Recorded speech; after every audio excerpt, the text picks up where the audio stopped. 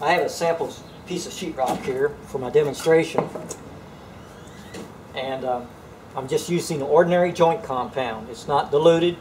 I like to use a broad knife that has rounded corners, like what you see here.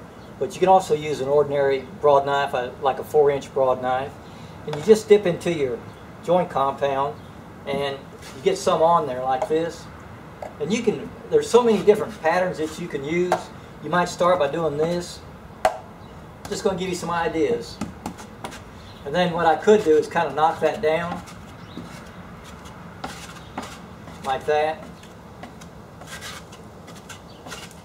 And that would give you one effect.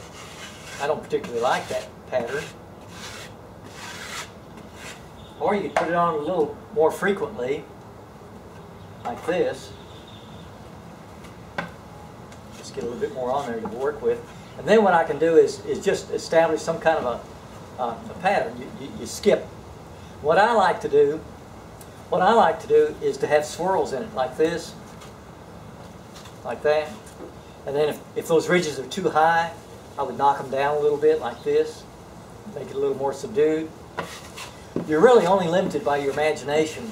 You could use any number.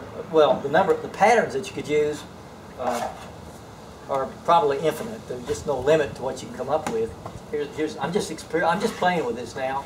Here's something you could do, like that. I don't like that, so I'm going to get rid of it.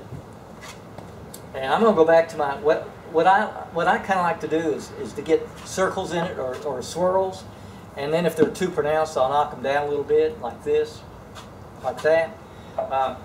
Just get that cardboard box and play with it. Try different patterns until you come up with something that you like. Again, just use ordinary joint compound. It's not diluted. Get you a broad knife and have some fun with it.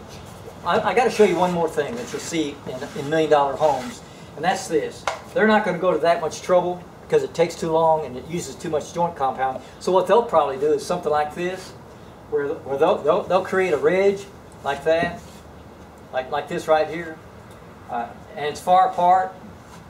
They don't put a lot of effort into it, like that. So when you see hints of that, you'll know that that's called skip troweling. And if you see something you like in a model home, you might imitate that pattern. But I hope that takes the mystery out of the term skip troweling and gives you some incentive to try it if it appeals to you in the least bit.